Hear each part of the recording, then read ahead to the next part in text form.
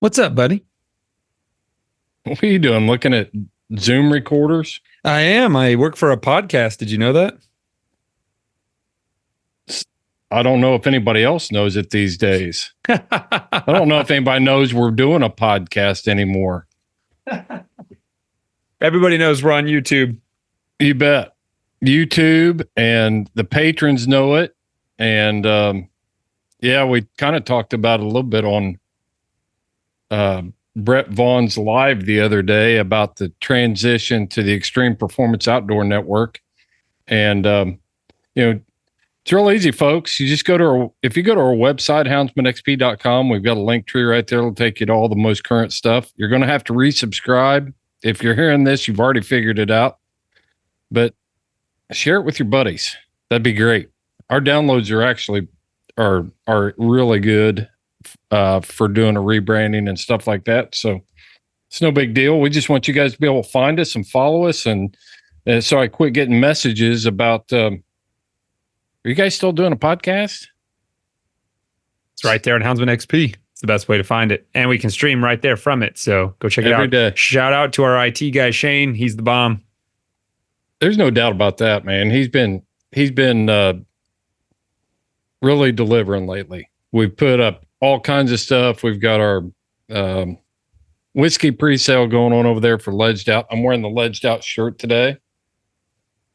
So we got that going on. It's got the full label on the back. It's a sweet shirt. Ed Barnes designed the shirt. He just laid the shirt out. It looks awesome. I'm real happy with it. He's a very creative guy. Yeah, he is. And then, but the main thing is the auction. This thing's dropping. This show will drop 5 days before the event in Kiowa, Colorado. For Houndsman XP teamed up with Freedom Hunters. We're doing a clay shoot in Kiowa at a Sporting Clays deal there. You can go to, again, Shane, shout out to Shane. He's got it all on our website. It's in the top banner. You can get all the information there. But there's a lot of cool stuff in that auction, and everything from boots to hunts to guns, all kinds of stuff in there. Some collectible stuff from Dan Gates at CRWM, some really unique stuff. And it's a fundraiser, guys.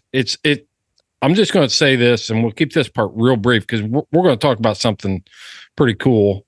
But I'm going to keep this real brief. Nobody is coming to save your lifestyle for you. It's that simple. If you're sitting back hoping that somebody else does something for us, then you're mistaken.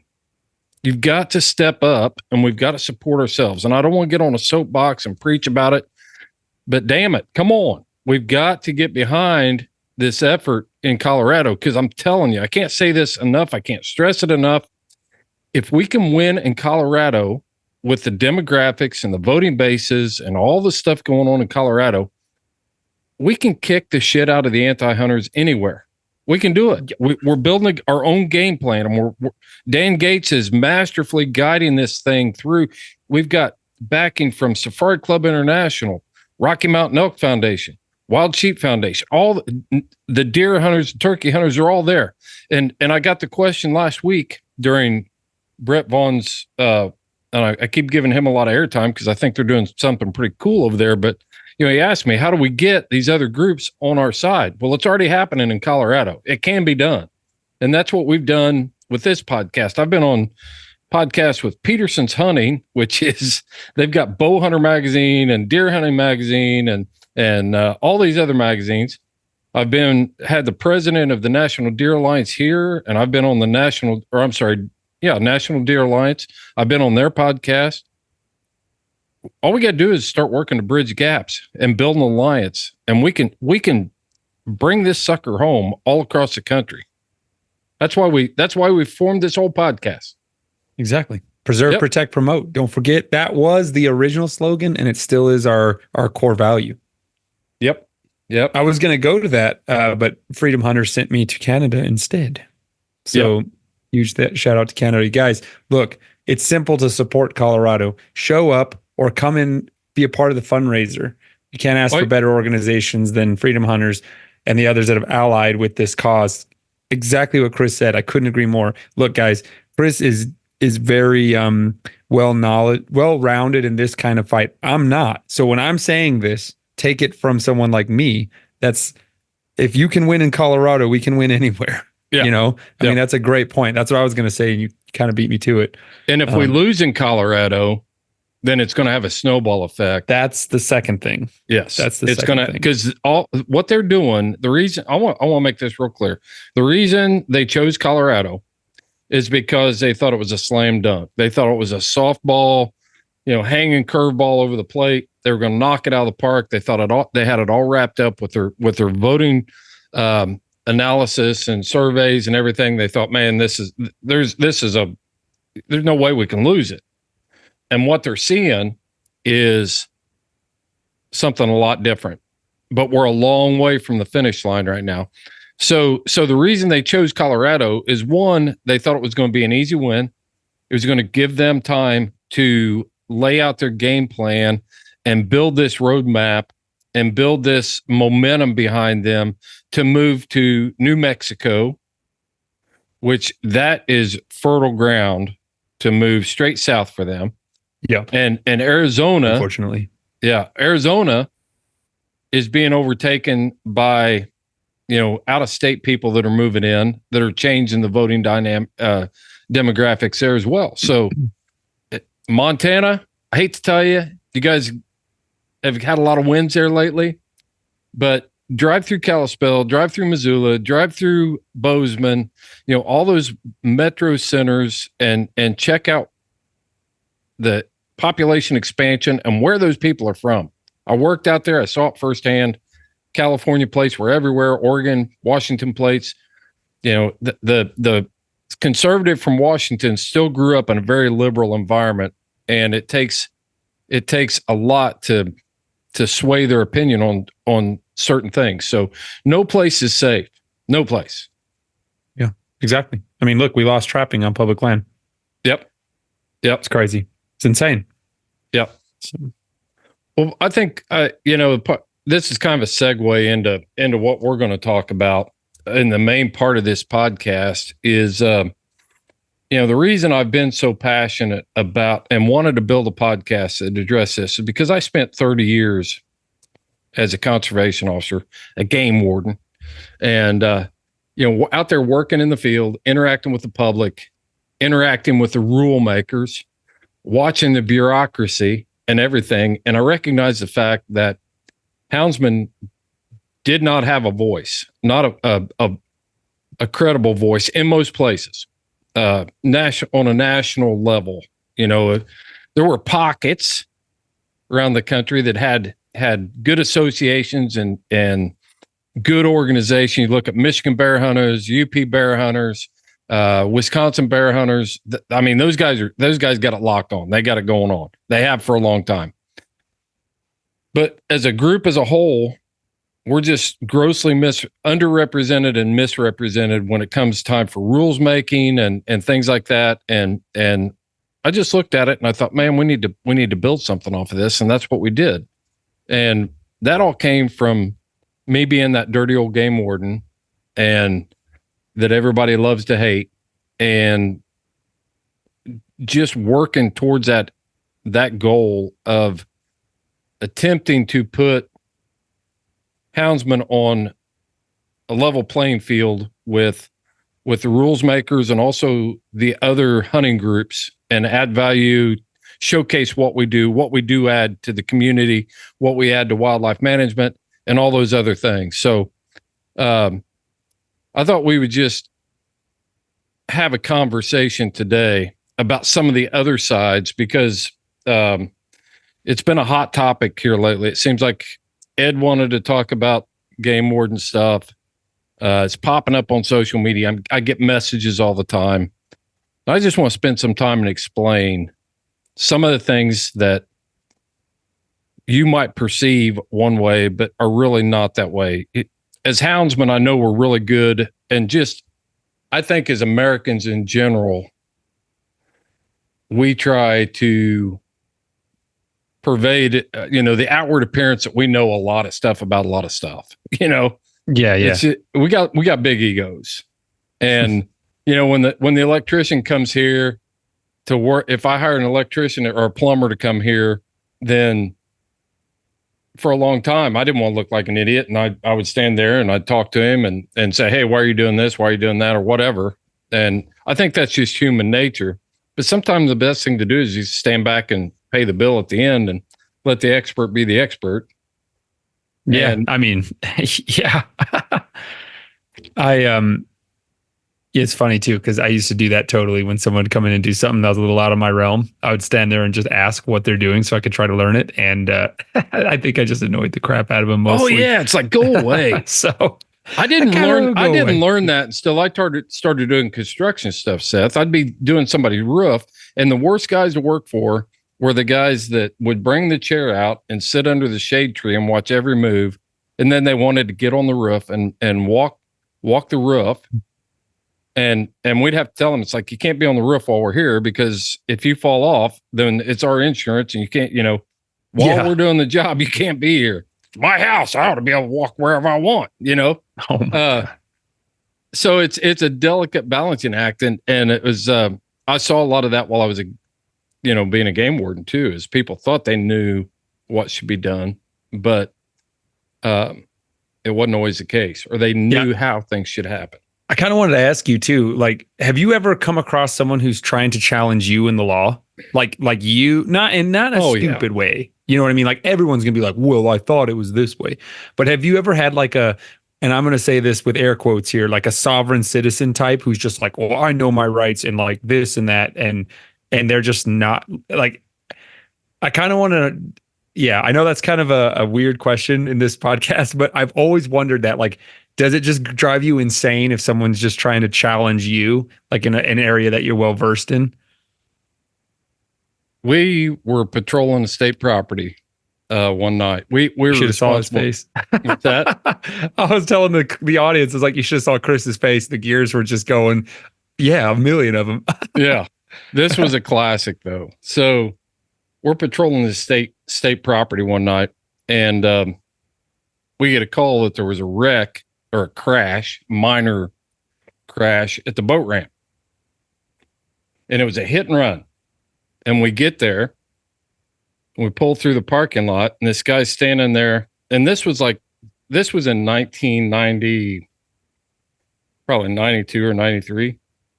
So it was a long time ago. This guy had like an 82 Datsun or something that he'd chopped the top off of. And I mean, it was a piece of junk.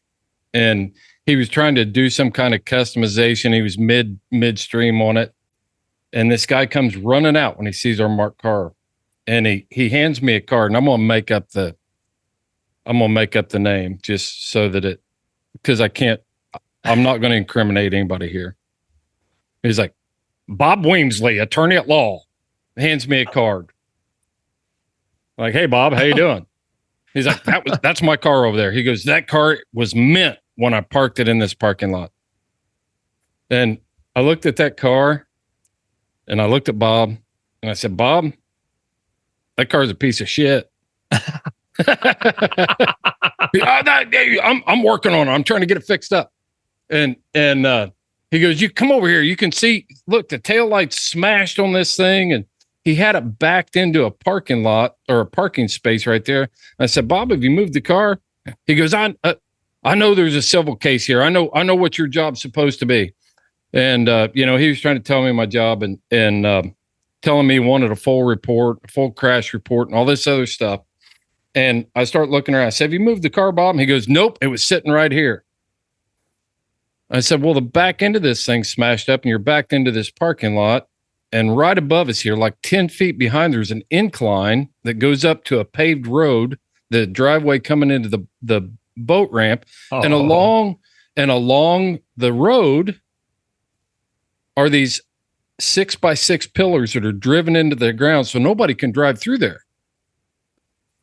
I said, Bob, how did they do this? I said, there's no tracks in the grass. There's no broken taillight glass. And how did they get their car through those barriers?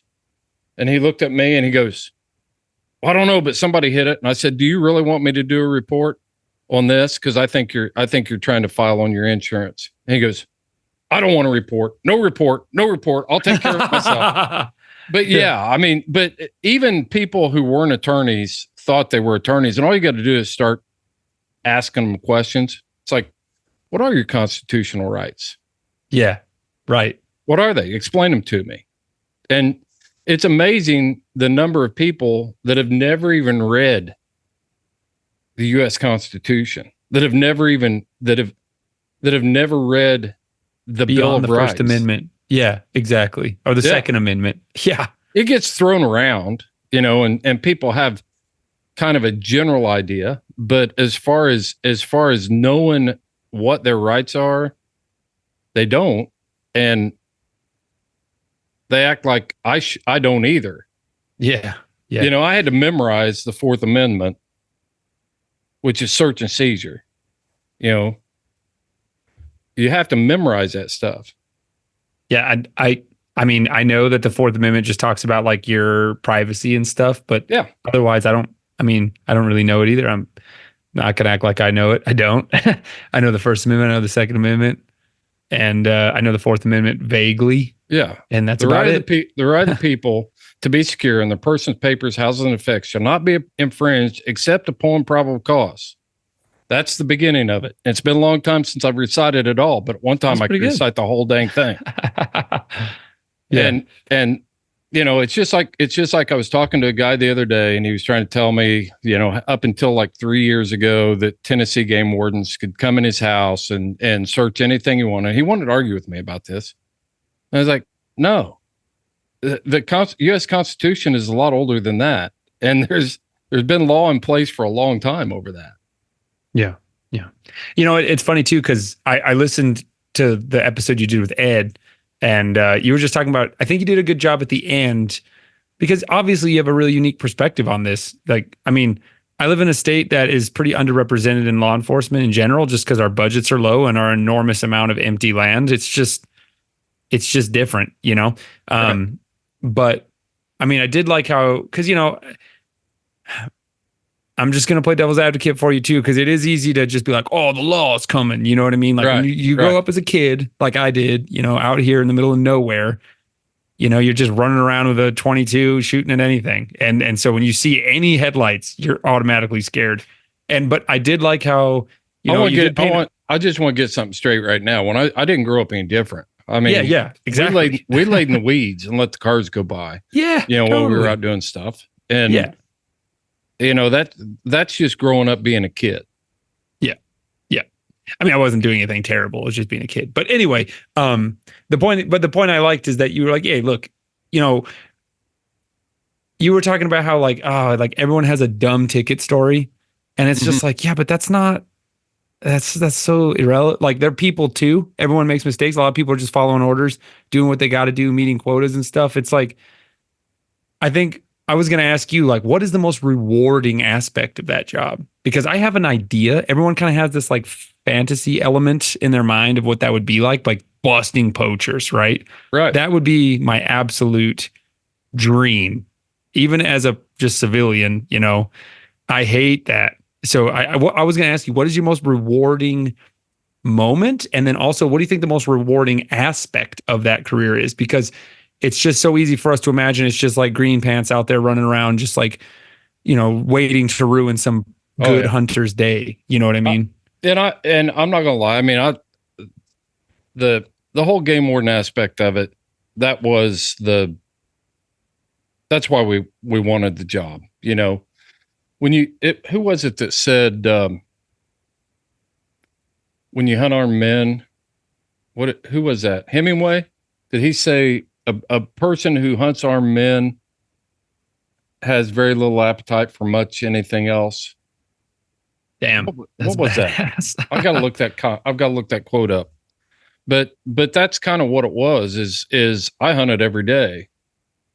We had cases, and I was hunting something that was on equal footing with me. It had the power of human reason. It had the power to be conniving. It had the power to do all these, to try to outsmart me. So, when Ed was talking about it being a cat and mouse game, to that end, it was, and I we felt like that a lot, and we enjoyed the game as much as they did. It's just that at some point, if you're going to say that it's a game, then at the end of the game, and you end up in handcuffs, don't be a whiny bitch. You chose to play the game. You know, seriously.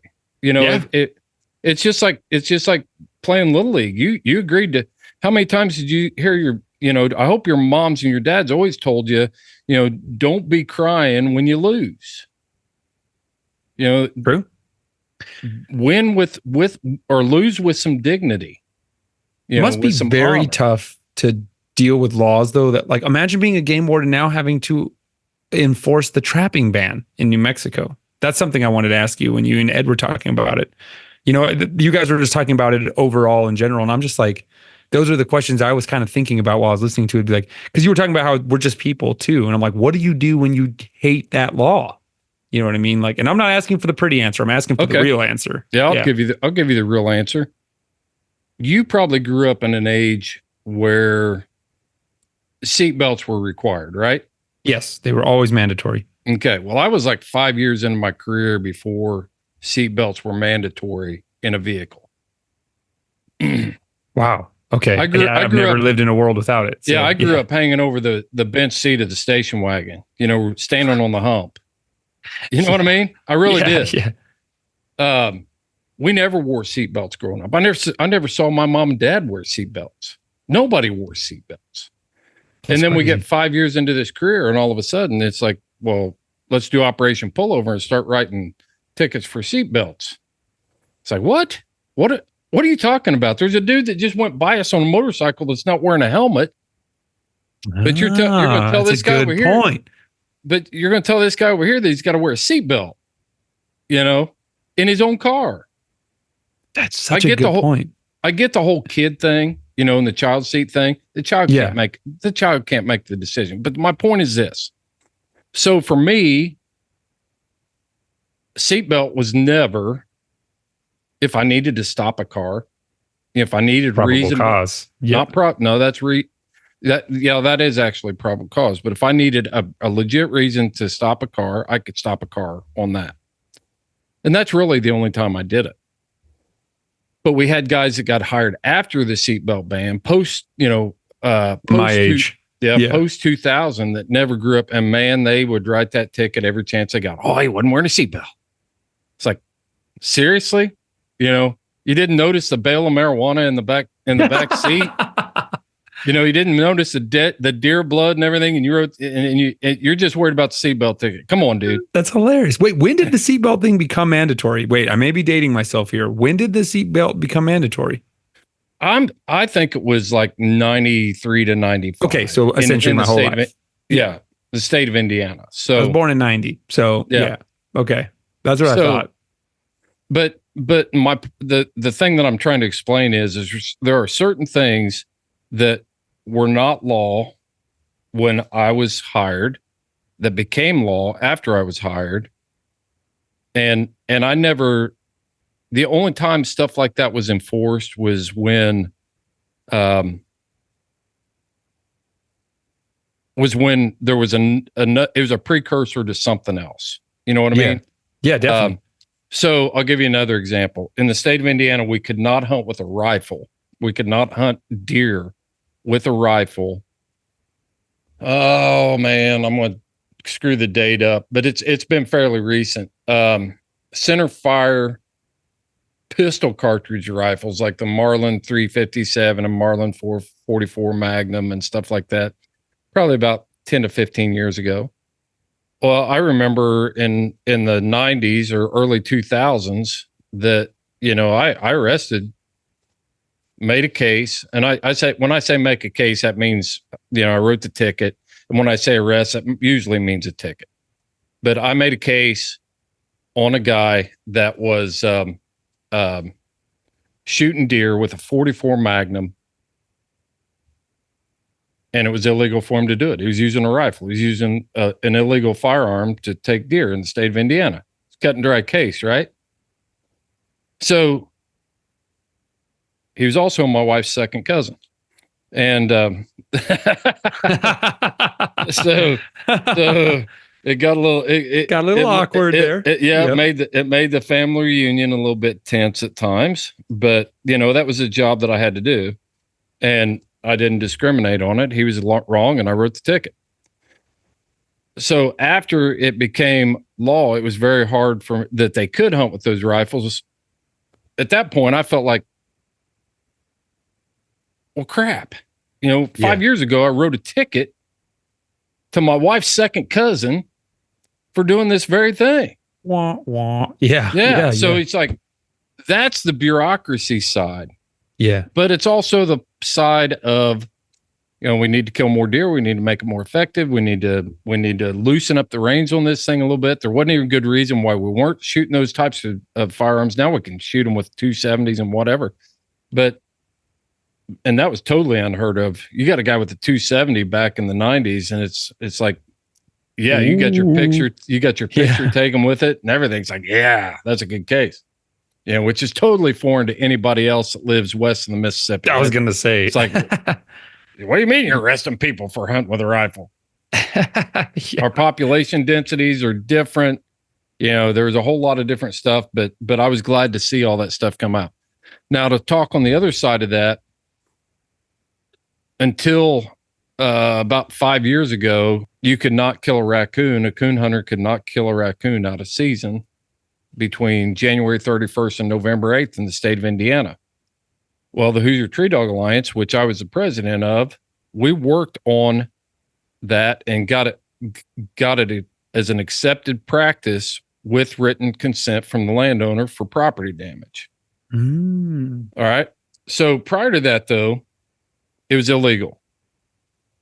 And at some point, you got to ask yourself, is it really worth my time to go out and chase a coon hunter around in the dark at night when our raccoon population are at historic all-time highs? They're doing hundreds of thousands of dollars in property damage, crop damage, all this other stuff.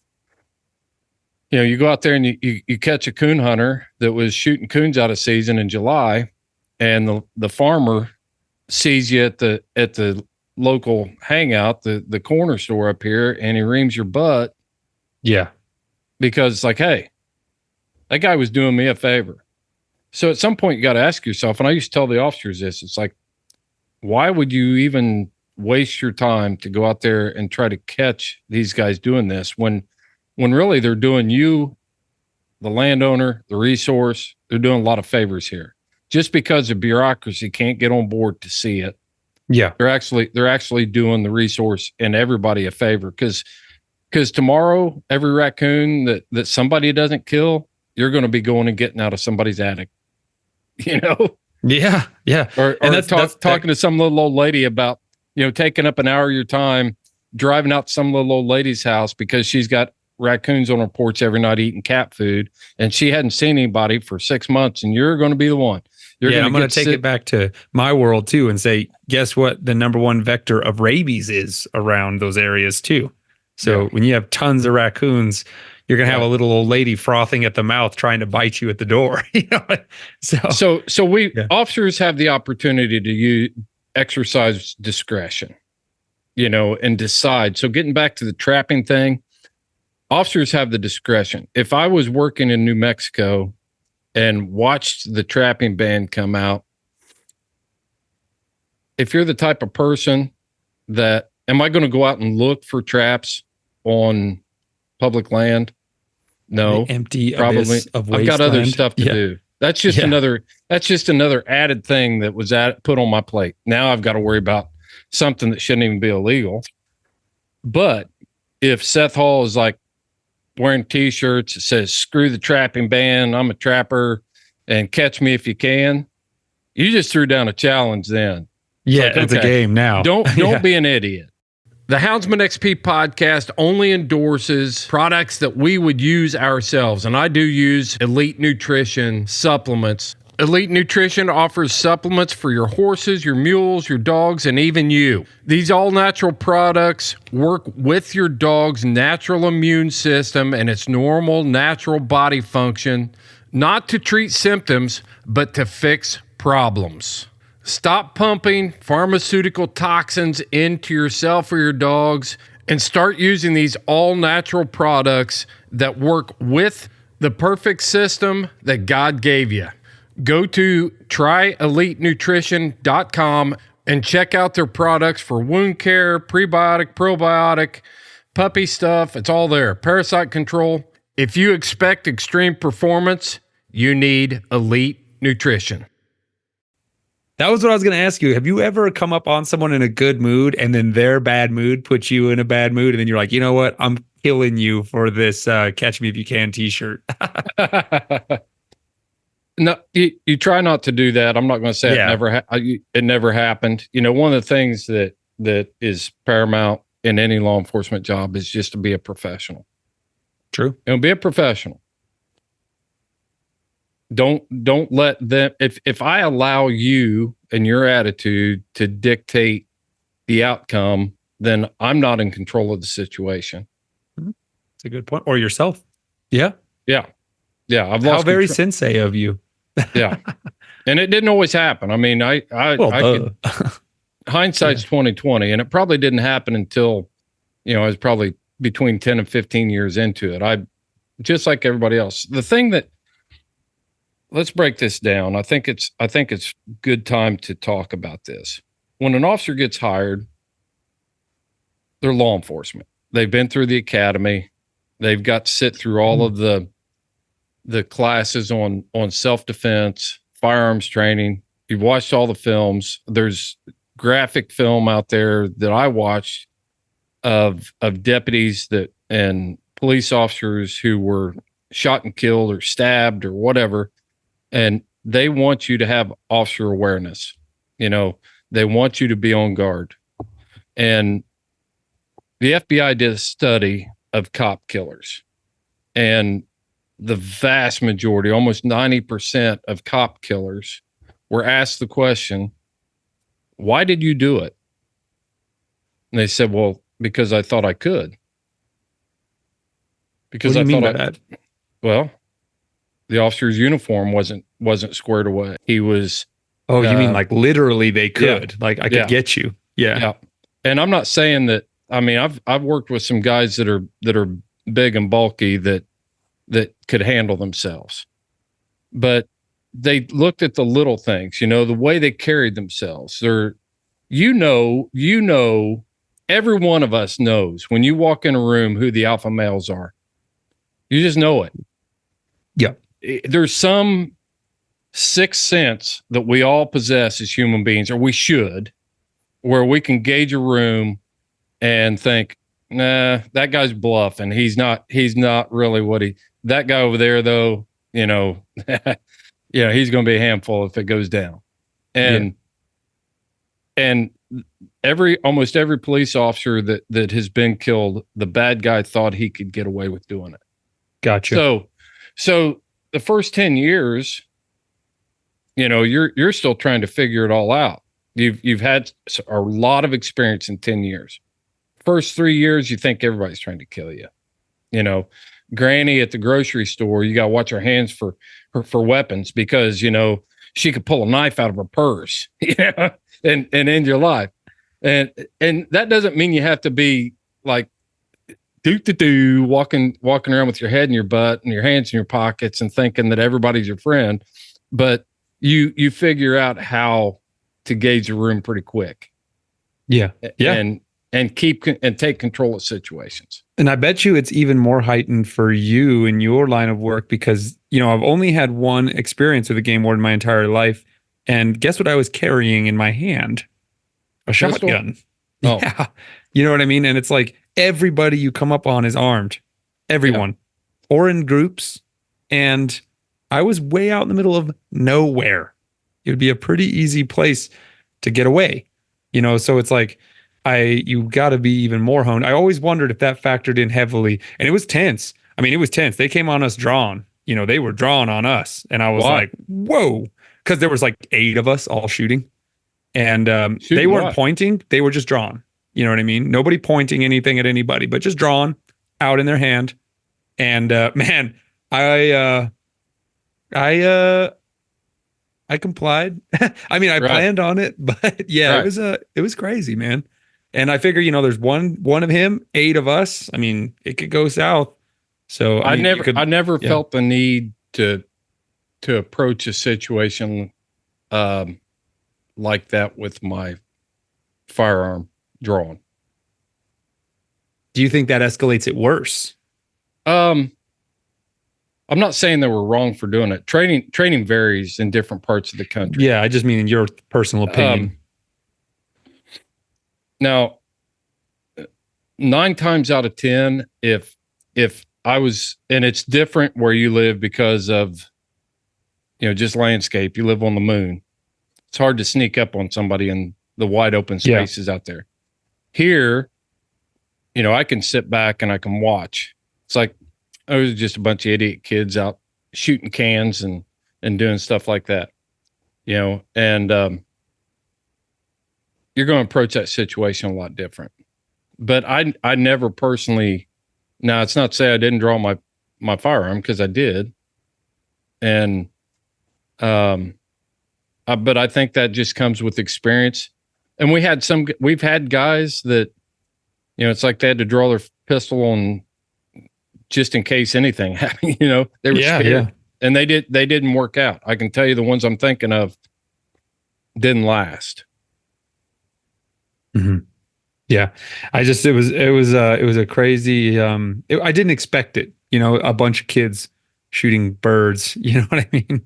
But right. Yeah, I mean, right. I don't know what I would do. It's not anything I have ever thought I'd put myself in that position. So it's interesting. I always wondered if that weighed heavily in your mind, when you're approaching someone at night who's spotlighting in the middle of nowhere. You've got to be on point. See, that's you just got to be on point. That might explain why officers are a little bit intense. If I'm walking, I remember one time I knew there was bait in this area. I knew it was turkey season, and I'd already pre-scouted it. I already found the bait. Well, I come up over this little rise, and there's a blind set up right on the bait. Now I was looking for a guy leaning up against a tree or whatever, and come up over the rise, and now he's inside of a blind. And I don't know. I can't see inside the blind. I don't know if he's pointing that shotgun my way, loaded with number 4s. So, at that point, I know I already documented the violation. I know this guy's in violation. The thing that I don't know is who's in that blind. Yeah, right. I don't know anything about that guy. I don't know which way his gun's pointing. I don't know anything about it. So in that situation, I'm going to take cover behind. I took cover behind a tree. I gave him verbal, and we call it verbal commands. I know that sounds harsh, but that's what it is. It's verbal commands inside the blind. Unzip the blind and come out with your hands first. Come out with showing your hands. And he did.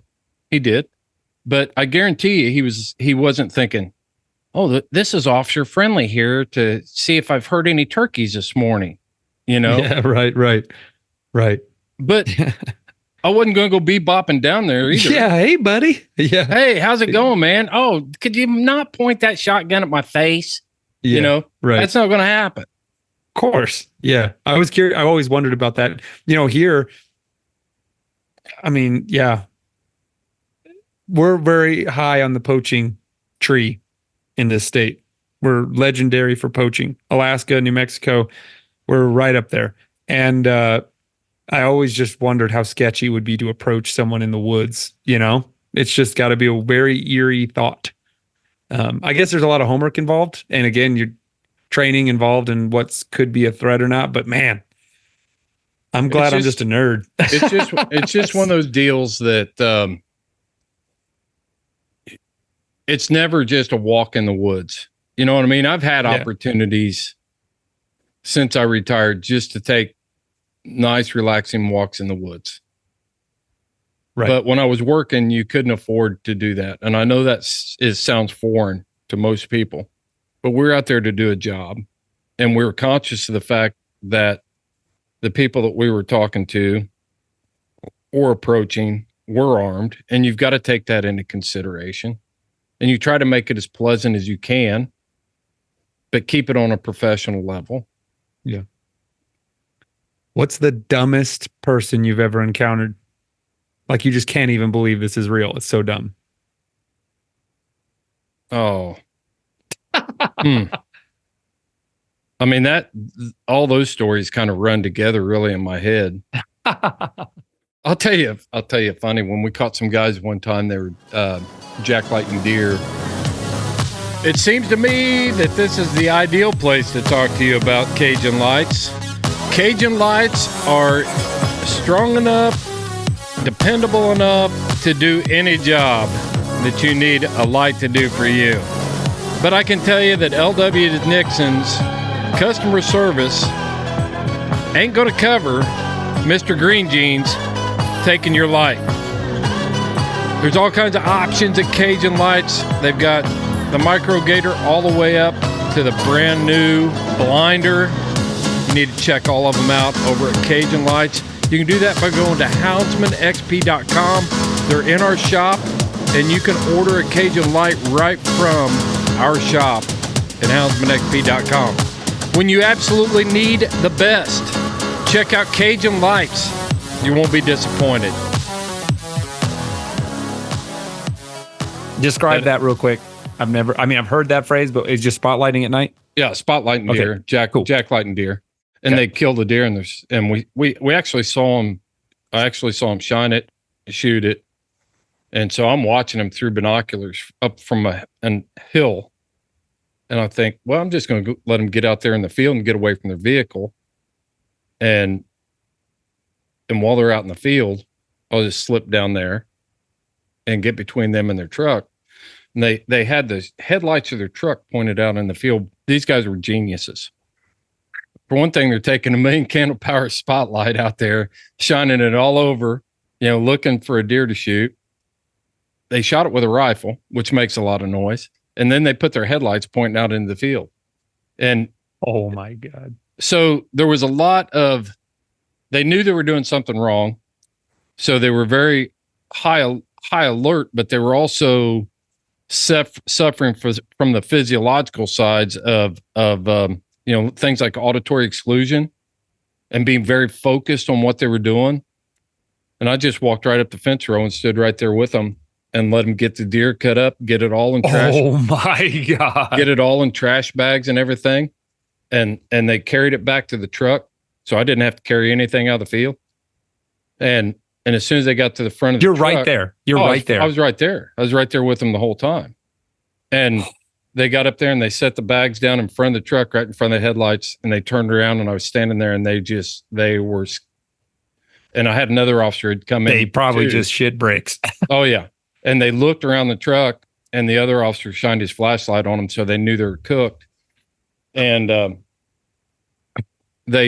when we got to court, they had and this was back in the day, marijuana in the state of Indiana, Bible Belt type stuff. You would go to jail for a joint. Oh yeah. You're going to jail we arrested people for pot all the time. And these guys had like 2 ounces of marijuana in the truck.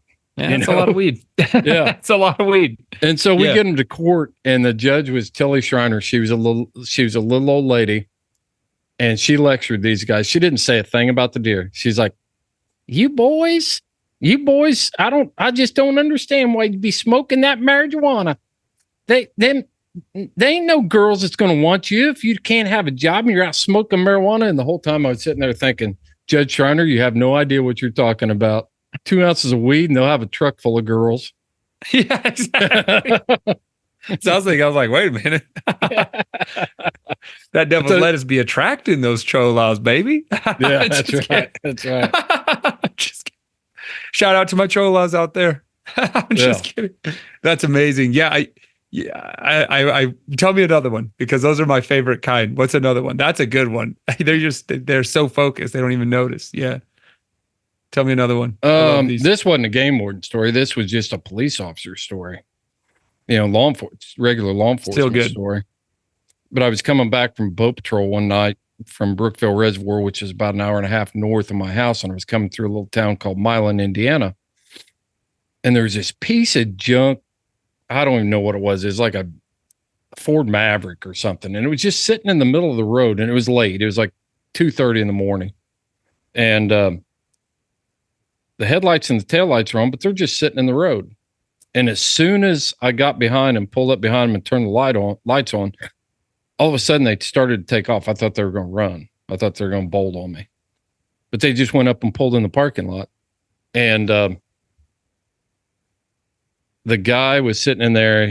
I could tell he was like 3 sheets to the wind, hair all nappy, standing up, and his inside of his vehicle was a wreck. And he ended up being a DUI, and he was super cool. And we get all the way to the jail, and we're standing at the booking desk, and he puts his driver's license in there. He just got paid from being a construction worker. It was a Friday or Saturday night. He had like $700 in cash that he put in the property bin, his wallet. He even had a watch on. He was talking to me. He was cool as he could be. And he's like, this is my grandpa's watch. And he puts that in there, and he's got the title to his car in his hand. And he goes, I'm not putting the title of my car in that basket. I said, dude, that's like a $250 car. It doesn't even run. Just put it in the basket. He goes, I'm not putting it in the basket. I won't be able to go to work if you have my car. And I said, it's property. It'll all be returned to you when you get after your arraignment and on Monday. He holds it up and he says, if you want it, come and get it. I thought, of all the dumb places to pick a fight is in the jail, you know? And I mean, it was on. Where are you going? Oh yeah. Yeah. If you want it, come and get it. Yeah, if you want it, come and get it. A little late, dude. Okay. All right. That's hilarious. Yeah, it's funny because I always try to pride myself on being open-minded, right? And trying very hard to see any situation from multiple sides, all sides as my feeble brain can try to manage, right? And I am definitely going to be real. I have spent a fair amount of time evading, because I'm a human. But at the same time, as I age in this world, I realize that I just don't have the desire to be such a hellion, you know what I mean, anymore. It just doesn't really do anything for me like it used to. But at the same time, knowing professionals in the industry and myself going to school and meeting, I know a lot of people that took the conservation officer route themselves, and they're still good friends of mine. And so listening to them talking about what they're seeing, it's shocking what actually is happening out there in the conservation officer world. Like what they are dealing with is so foreign to me. Like I never wake up in the morning and I'm like, I'm going to kill 80 elk this year. So I guess the thing I was going to ask you is just like, tell me something that it was just like extremely rewarding for you to achieve, because I think that's something that we always miss. It's like, oh, I got a ticket for, corner hopping or something, but it's like, yeah, but also out here, this guy, they just found a shed with like 300 antelope skulls in it, which antelope are the worst animal in the world. So I'm okay with this, but I'm just kidding. But anyway, yeah, tell me something extremely rewarding that happened to you. Well, probably you just were like, damn, I'm so glad I'm in this profession. Yeah. There's two parts to that answer, I think.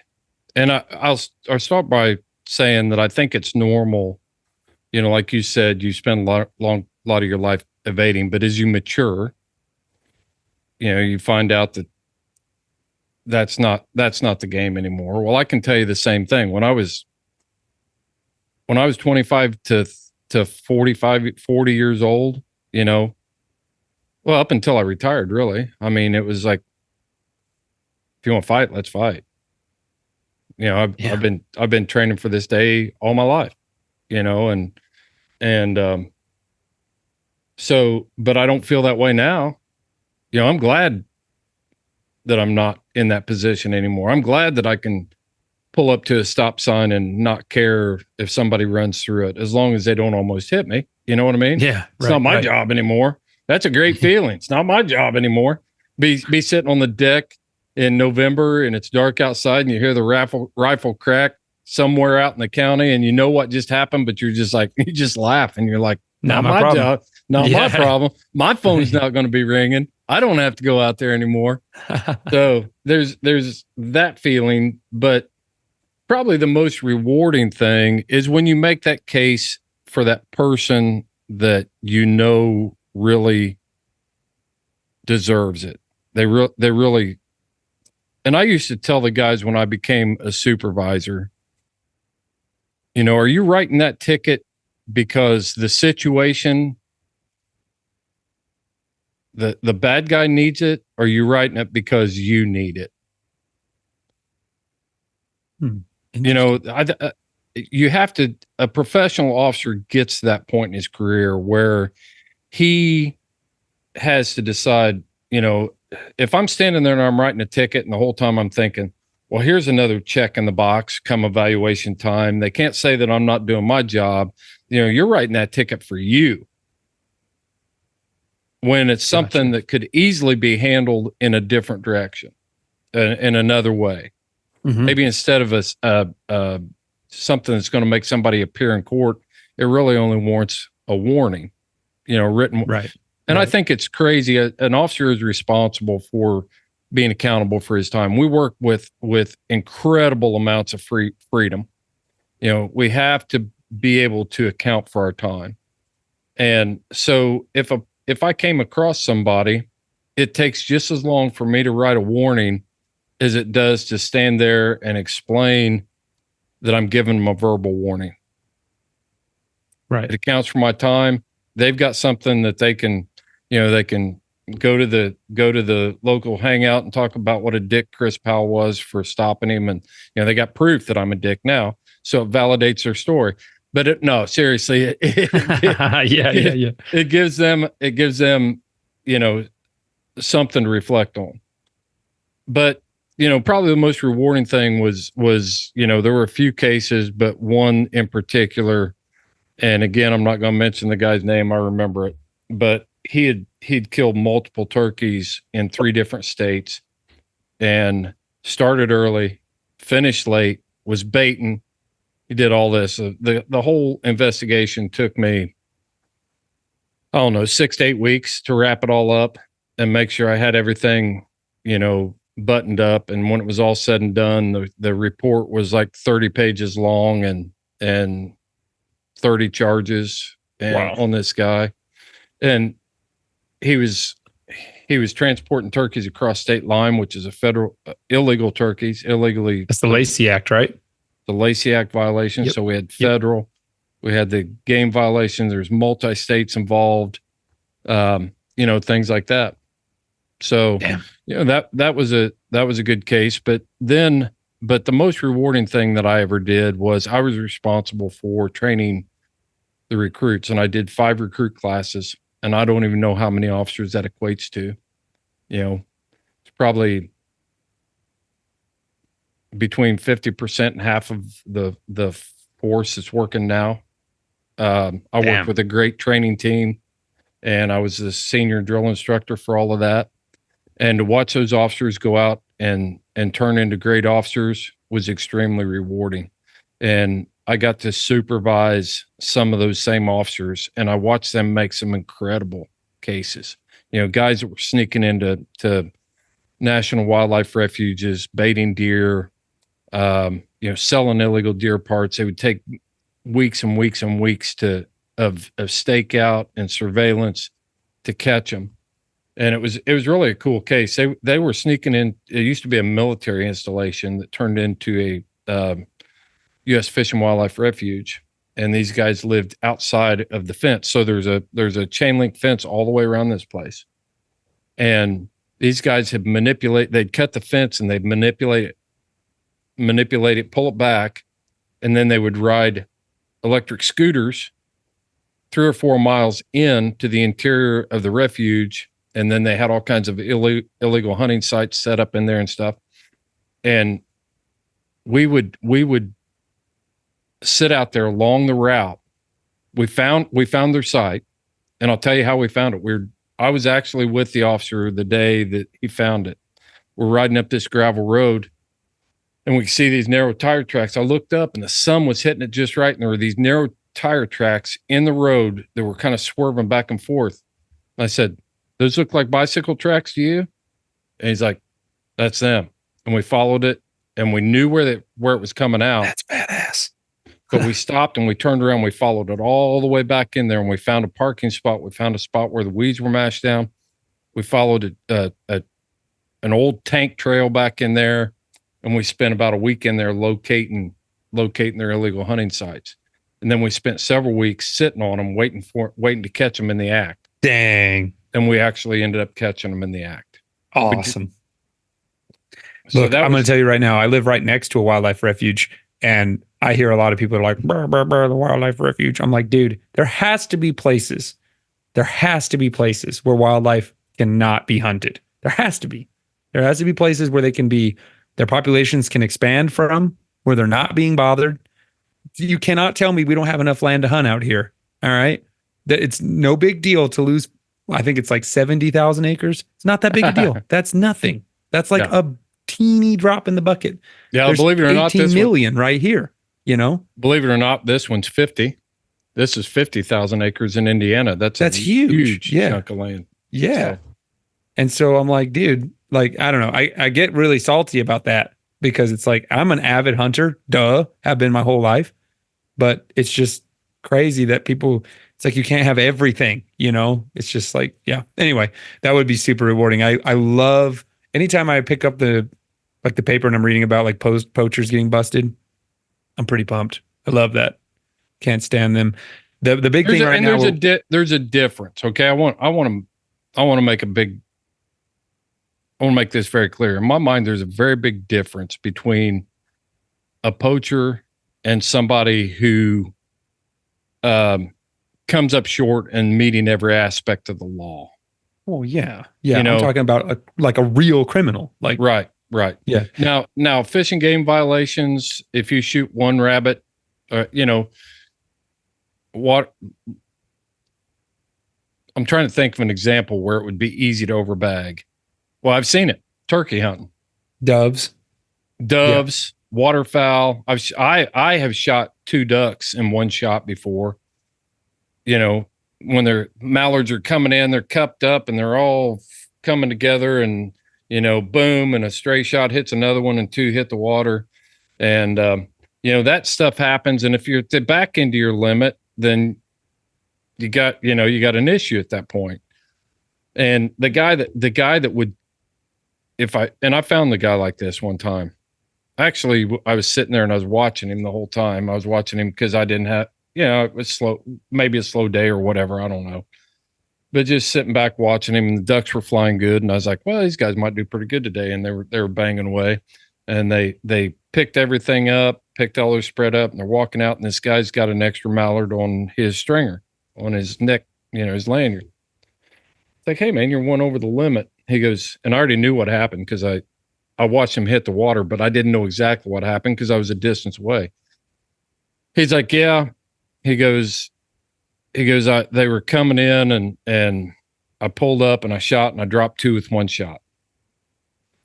And if I hadn't been standing there, then I actually told him, I said, yeah, was it about 9:45? And when that big wad of mallards and those 2 pintails came swarming in on you, he goes, yeah. He goes, I was shooting for one of those pintails and I ended up dropping a mallard.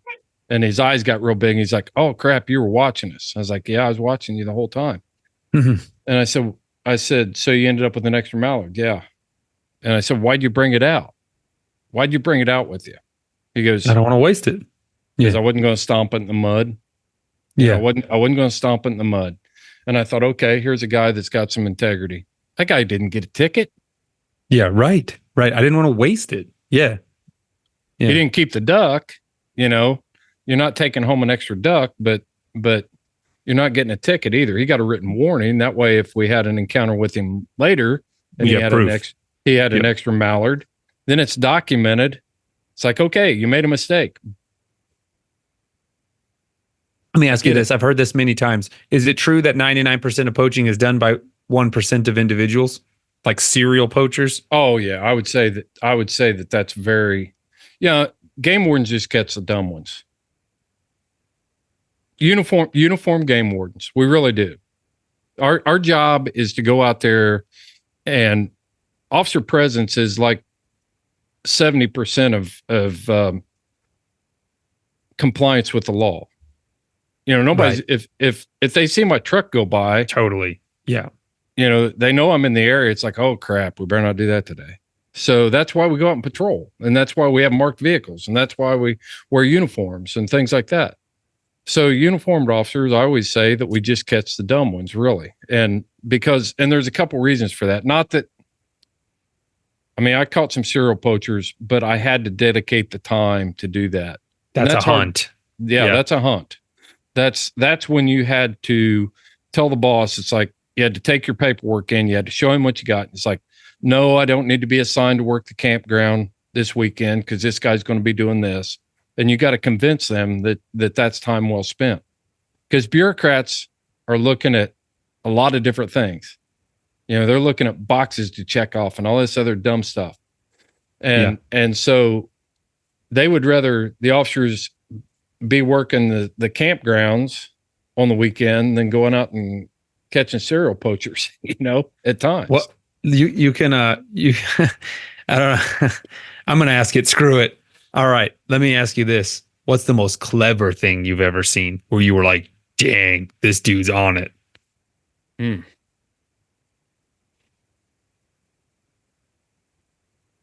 What do you mean? Officer wise or bad? No, like you were hunting like a serial poacher or something like that. And you're like, dang, this guy's smart. The opposite of what we had seen in the past, a trick or something. I don't know. That's the kind of stuff that'd make a good novel, right? Like you're trying to catch someone and they're like really good, smart. Well, there were a few guys. Some of them I never caught, but I knew they did it. So they, believe it or not, they had a lot of. I had a certain amount of respect for their woodsmanship and their ability. Yeah, for sure. But they also knew that if they got caught, that it's going down. I was going to gloat, it's just, it's like, it's going down. I got you, Bill. Right? I got you, Bill, and I'll just call him Bill. That's actually his name, but he spent his whole life poaching. I know he did. He drove around with a 22 Hornet, had incredible guns. They were beautiful guns. He had Mauser actions and bolt action rifles and stuff. And you'd run into him and that rifle would be in the truck during deer season. And you look down at his boots and they're all wet and muddy, and he's been out. And that was back in the day when you couldn't hunt deer with rifles. And you just know that he was out there. And you always waited and you always wanted to catch him. But I never did. I never caught Bill. Yeah. Yeah. I was wondering if like you ever saw like clever traps or something like that too, where you're like, whoa. We had guys that would, because we would set up what's called a rolling surveillance, where we'd be watching their house.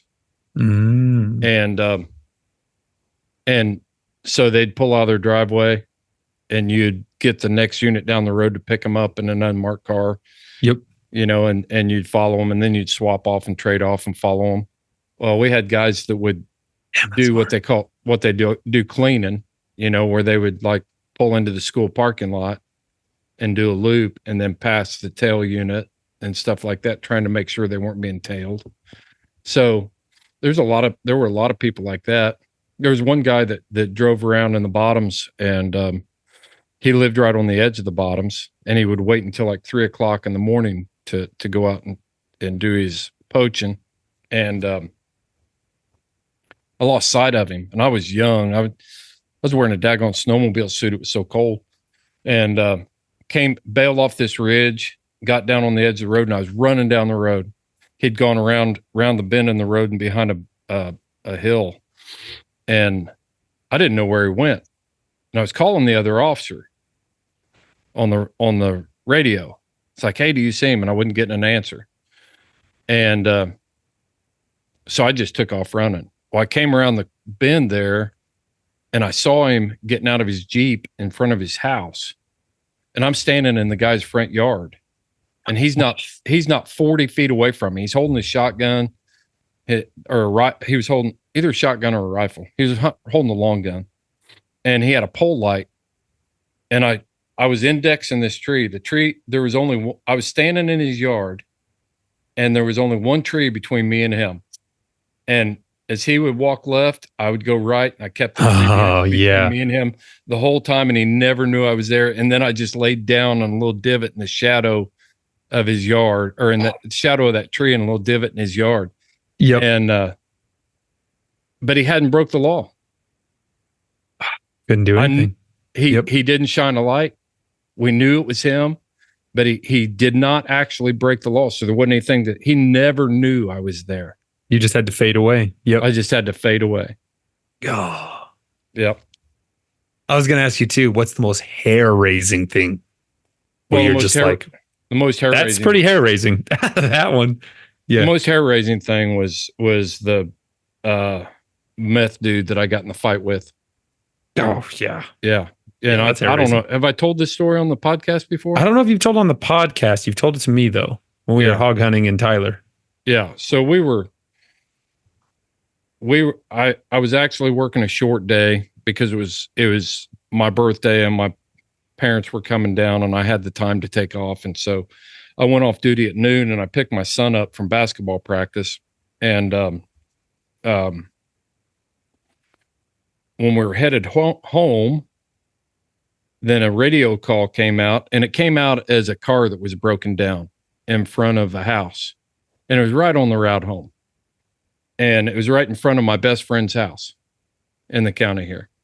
And as I approach, I see this guy walking around this pickup truck. And as I'm driving past him, we looked at each other. Because his truck was facing, and I was coming upon him from the front, and I wasn't going to do a head-on stop, and I sure as heck wasn't going to get out there with my son in the car who's in high school. That's no way, not doing that. But when I passed him, our eyes locked, and I thought, that guy's strung out. He was tweaking bad, and pulled up in the driveway of my best friend's house. His wife was home, told Jake to get out of the truck. I said, stay here. Went back down, pulled in behind him. And then the fight was on. He just attacked immediately? No, I got one cuff on him. We were doing a tactical handcuffing, got one, and he spun on me, and the fight was on, went to the ground. And the thing about a fight with a cop is we bring a gun to every fight. Yeah. So we've got to keep that gun, or it's going to be used against us. Yep. So as we're fighting, he starts grabbing for my pistol, trying to yank it out of the holster, and I'm trapping it. And then I hear a shot ring out. And I honestly thought to set this scene up a little bit, these two houses sit pretty close together out in the country. One's the daughter and one's the mom. And mom and daughter were both home. The daughter was, she was 30 something, mom's in her 60s or somewhere in that, obviously older. And I knew that mom always packed a 38 pistol with her. I just know this family, and I knew she always had a 38 pistol. Yeah. And so when I heard the shot ring off, I thought somebody shot up in the air. All of a sudden, this guy just lets go of my gun, and he raises up and he's like, "You shot me?" And I see and he rolls to his left and collapses on the ground, and I see a bullet hole through the top of his shoulder, his left shoulder here. And I thought, well, that's not going to kill him. So I went ahead and finished cuffing him, and he ended up dying right there on the road. Damn. Yeah, he died while we were waiting on EMTs to get there. I couldn't even get the other cuff on him because he was pinned between the between the back tire, and I couldn't get his arm out from underneath him. Damn.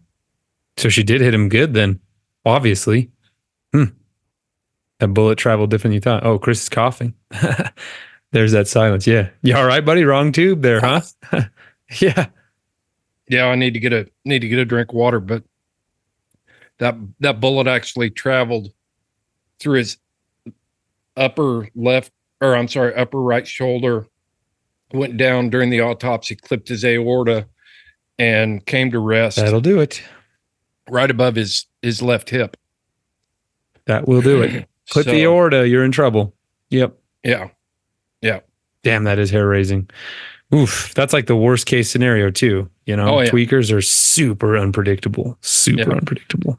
This guy was, I forget what his body measurements. I know he weighed 260 pounds. He's not a skinny tweaker. No. But the whole draw on him, he had all kinds of stuff in his system. He had been out on a bender. Damn. He was hopped up. I'm glad I'm addicted to rabbit hunting, Chris Powell. You know what I'm saying? I'm strung out on a good jackrabbit race. Right. But damn, dude. Yeah. I think I want to talk about, some of the attitudes and maybe try to let people get an understanding of why game wardens act the way they act. I want to talk serious about this. When Chris Watson was asking me, they were asking me all kinds of stuff about game warden stuff. And I'd highly recommend go back and catch that live video that they did there a week ago. But, I think there's a misunderstanding by the hunting public that, what we do is it's real law enforcement work. It's a deal where we need to be professional as officers, and I'm as hard on officers as I am on violators. Really, I think I didn't train people to be half-assed, to be lazy. Recruit training. I posted a video a few weeks ago. That training was designed after my experience in the United States Marine Corps. It was designed after Air Force pararescue training. It was designed from Special Forces training in the Army. We took all of those parts, SEAL training. We would sit there and spray guys down with hoses while they were doing flutter kicks and different stuff. We had guys that come into training that could do 1,000 push-ups in a row and get up and say, "Thank you, sir. May I have another?" You couldn't wear him out physically, but when you take the same guy and you scramble up his gear with everybody else in the barracks, and now all of a sudden he's got 2 minutes to find a pair of underwear and get them on, and he's running out in somebody else's underwear, that just freaks people out. So our job is to Tough's feeling it tonight. He's out there getting. I hear him. Yeah. So the job is to get them in that mindset to be able to handle adversity and tough situations and to overcome situations. It's absolutely necessary. But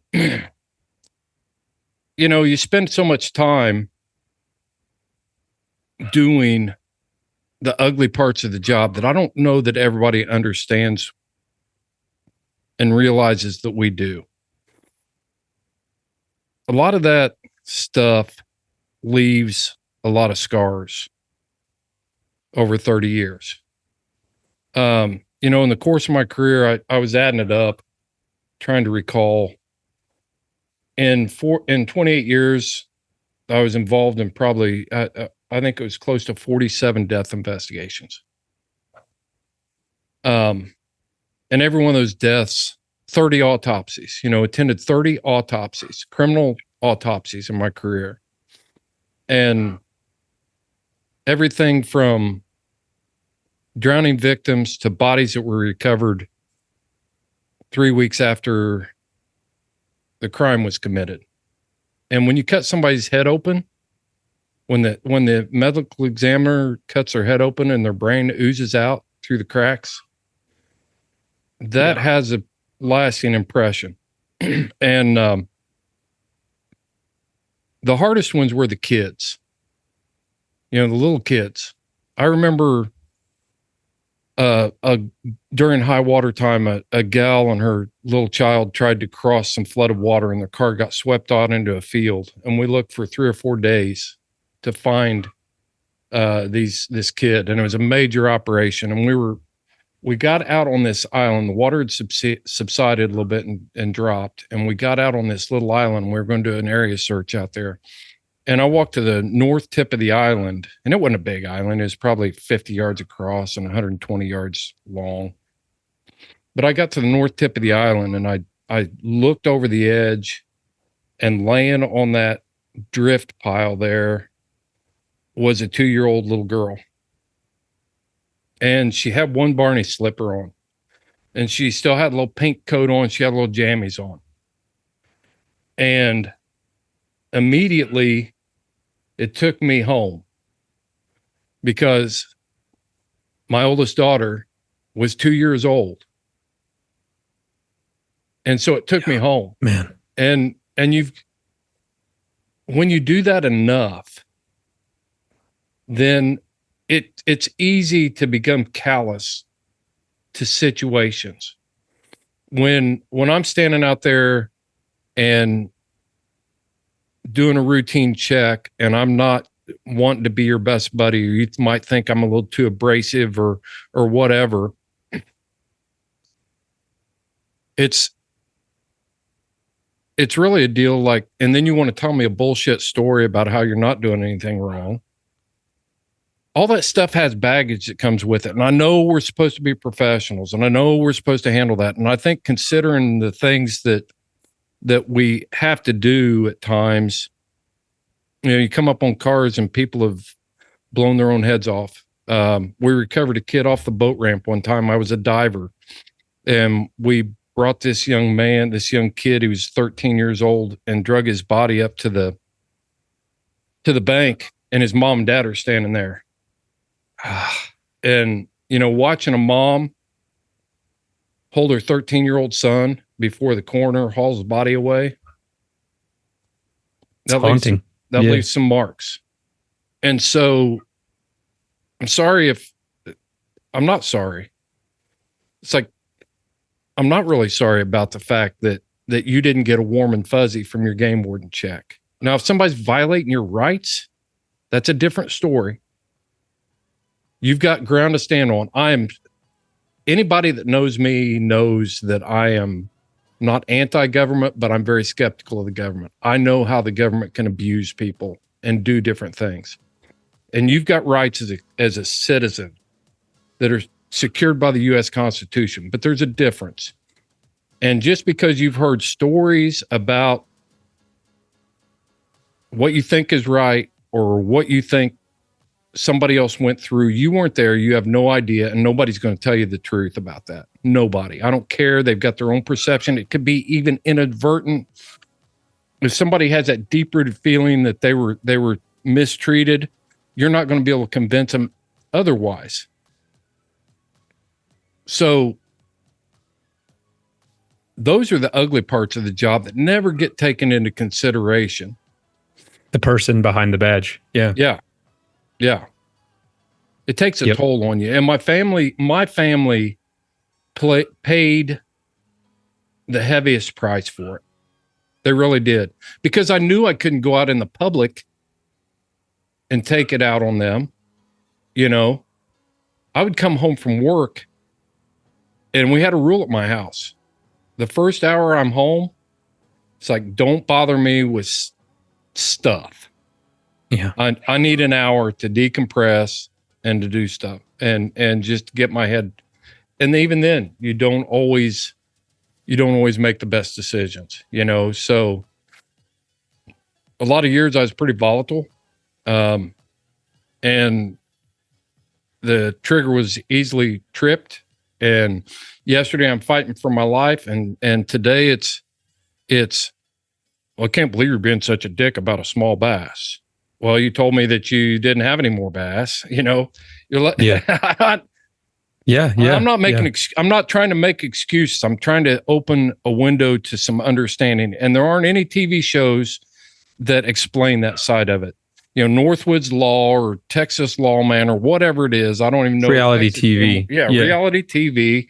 Because I've been on those shows. I was on the very first show that was out. It was called Game Warden Journals and had reporters riding with me. And there's a different facade that goes on when you got the camera in the truck with you. Of course. You know? It's like, I remember these guys were working in Maine, and the officer's like, oh, we've got to go up to wherever 2 hours north to pick up a seagull to take it to a rehabilitator. And I was like, oh yeah. What? Yeah. Because there's a shortage of seagulls, you know. It's because he had the camera in the truck, and he couldn't say, I'm not doing that. That's stupid. You know, I'm not. Yeah. Because totally. They want to see that. They want to see that. It's all optics. Game wardens they love wildlife. And any real officer that didn't have a camera with them would have drove up there, picked that seagull up, got a half a mile down the road in a secluded spot and yanked the head off of it and threw it in the ditch. Duh. You know, I did that to a turkey vulture. Yeah. Duh. You know, turkey vultures they're not a shortage. And I'm not going to drive and spend taxpayer money to drive 4 hours north and spend up a whole shift to take a turkey vulture to a certified rehabilitator. That sucker got to the first wood lot. I took out my expandable baton and ended it right there. Yeah. Like, this isn't a black-footed ferret here. This exactly. Yeah. I'm talking about a jaguar. Yeah, or a jackrabbit. I'm just kidding. I'm just kidding. I couldn't end this with one dumb joke. No, I had to do two. I always told the officers that I supervised that you have to try to put yourself in their position to understand what is really going on in the situation. And I guarantee you that anybody that listens to this podcast that runs a hound has never heard a game warden talk about their job the way I just talked about my job. And totally the only reason I'm doing it is not for your sympathy. I'm fine. But it's to give you an understanding that today they're checking you in the field. Yesterday they were handing some mom's little kid to them before the coroner could bag them up and take them away. Maybe 2 hours before that, they were at a fatal crash or, you know, who knows what. You just do not know. So we weren't put on this earth to be your buddy, or, you know, we'll listen to your hunting stories and we'll give you a fake smile and we'll say good job, but we're not going to give you a hug. You know, you need to go home and see mommy. She knows you're a good boy. She'll tell us what a good boy you are, but that's not what our job is. Our job is to be out there, and we took an oath to do that job. Nobody took an oath to be a poacher. I stood up, raised my right hand, and swore an oath to uphold the laws and the Constitution of the United States. And I was also held accountable if I violated that oath. Yeah, and poachers definitely like everything else. So I just wanted to have some straight talk about game wardens today, because it's been a hot topic. I get tons of messages, and we did a little piece on Ed's me and Ed's podcast, Raw Dog, and then Brett Vaughn brought it up last week. So I just wanted an opportunity to talk to everybody from the heart and get the real scoop on what goes on with game wardens. Yeah, and I'm glad you did. Yeah, I mean, you know, I've worked with you a long time, and we've talked about this in the truck many times together. Yeah, and I think it's really important humanizing it and understanding, you know, all sides. I think it's really important, and also I kind of like just hearing anecdotes from your past. It's like talking to a surgeon. They got lots of crazy stories too. So yeah. So thanks, man. I appreciate it. And thanks for having me on. I didn't really contribute much, but I was happy to be here.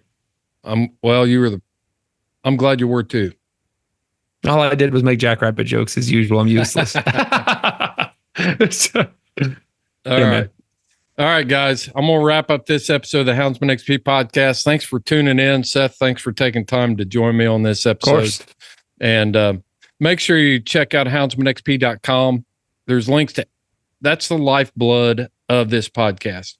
You can find the sponsorships there. You can find out how to join us on Patreon. There's links to our YouTube channel. There's links, but the main link that I want y'all to look at this week is the link to Save the Hunt Colorado, May 25th, Kiowa. Come out, support your lifestyle. Step up. It's time for us to step up and raise some money to fight off this unreasonable attack on hunting freedoms in the state of Colorado. Go there. Yeah. There's a lot of Western listeners. You're not far off. Yep. houndsmenxp.com. Get all the information right there. Bid on something. You're not going to win it. Okay. At least get the bid started. There's a lion hunt there. There's safaris there. There's gear there. There's going to be some epic wildlife art that's going to be popping up there in the next couple days. You show up, we're going to be auctioning off ledged out bourbon.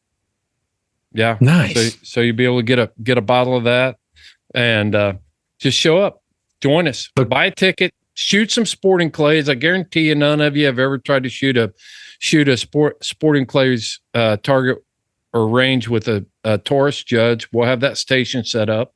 We'll give away the judge for the person. This would have been a great thing for me and Chad. If I wasn't in Canada, me and Chad would have been there and we'd see who shoots better trap, me or Chad. Ooh, I'm calling him out right now on air. Right.